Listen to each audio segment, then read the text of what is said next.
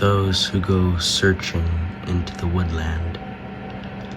When I was a young boy, I always loved to explore the woods. I found it calm, and I was an adventurous little whippersnapper. Well, my brother knew of this quite well. The day I turned 14, he being 16, he told me that he would bring me on my favorite trail. But we wouldn't just go on the trail, we would be going much, much further than that. The day we got to the campsite, the air was still, like a warm, stale, cold day. Between warm and cold, I'd say. It was a little windy.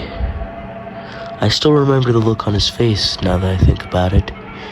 He seemed happy, unknowing that the wood has hidden secrets in it. Well, we started on the trail. We started walking without a care. I was so happy back then, so carefree. I would run through the trail feeling the wind on my back and as it flew through my hair. At around 4 p.m., we stopped for a while, just to drink a little bit of water, recuperate as one might say. That's when I remember seeing the first thing that was wrong. I saw figures in the forest. I couldn't quite tell what they were, but they were 9 feet tall. They weren't people. Even as I think about it now, I wish I had told my brother. I wish I had told Mark that we should just turn back. That it wasn't good to go hiking at night. I had read all about cryptids, but for some reason I had never believed it.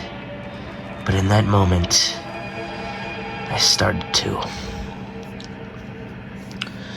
We kept up the trail. Eventually it ended. There were overturned stumps and old branches and all this debris blocking the trail further.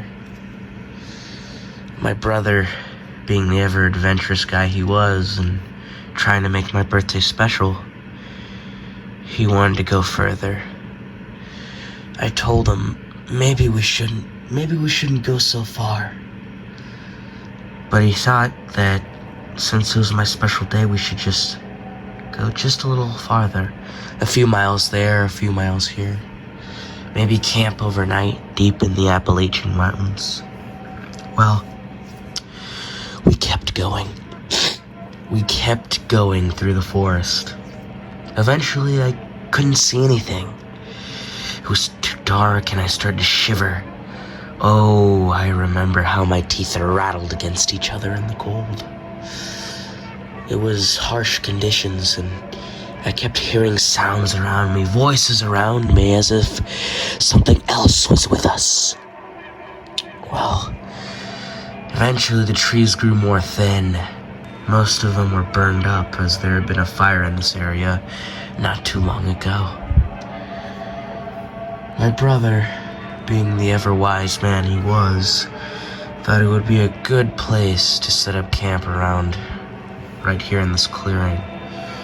The trees were thin and the nice mountains were ahead of us, but nearly barren.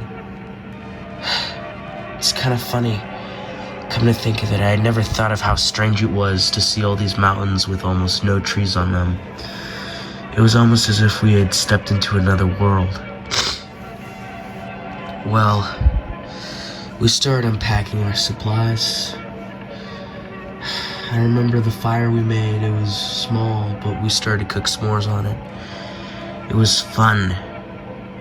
It was the thing I miss most about my old life. Before they put me in the mental asylum. Eventually I started to see these things. They came after me. They came out of the trees. I didn't know what they were. They'd been following us for miles. They were 9 feet tall. These tall, disgusting, wrinkly creatures like crab shells. They'd crab shells on their backs. I don't know what they were. I've spent 2 decades trying to know what they were. I researched them everywhere. All over the internet I've gone on and looked and I can't find a single source. There's nothing remotely close to these creatures that I know of. Yet they stalked me and him. As we got close to them, they started biting on him, ripping him apart like he was some sort of chicken nugget. Blood gushed out of his face as they tore into him. There were 2 of them, 2 9-foot-tall bastards. They took my brother. They chewed and chewed and chewed. I couldn't look at it. I had to look away. I didn't even want to look at my brother anymore as he was chewed up into fine bits. These disgusting things, they had disgusting demon-like paws just oozing out of their mouths. The worst thing is that there had been other campers in their mouths. There were other people still alive being digested in them. It was the worst sight I've ever seen.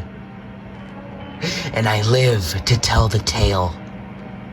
I live to tell this tale. I never ever want to see them again. Their crab shell-like arms, their sharp fingers, the way their eyes look like dark craters, the way that they exist, the way their mouths have strange appendages protruding from them. I hate every second of it. I've tried to block out those memories for 20 years now. I've tried it all, smoking, alcohol, but nothing can erase what I saw. Nothing. I remember the journey home. I had no cell phone. This was the 2000s. I was scared. I didn't know what to do. I was an adventurous young man, I've said before. I started to navigate through. All I just could remember, though, was just running faster and faster until my knees buckled. I remember falling hard onto the ground. I couldn't take it anymore. I ran miles and miles, trying to get as far as I could from those things. As soon as I fell on the ground, I felt a deep breath go down my back. And that is when I became something different. I no longer was a boy, I was a scarred man. I turned around, my neck nearly snapped out of its socket. It was there. One of them had followed me here, to the middle of the woods. I didn't know what to do. I sat there for a while, and it just sort of looked at me. I remember as night fell, all I saw were its eyes in the dark. They were a demon's eyes. I didn't want to look at them anymore. By morning, I don't know how, but when I closed my eyes, the creature was gone. So were the thinly placed trees. Suddenly the trail was back, even though I had not recounted seeing it last night. Suddenly the forest was so much more dense, and I couldn't help but think, where the hell was I? What the hell had I gone through? Never ever go into the Appalachian mountains at night. Especially if you start to see the trees thin out. Beware of those who lurk in the woodland.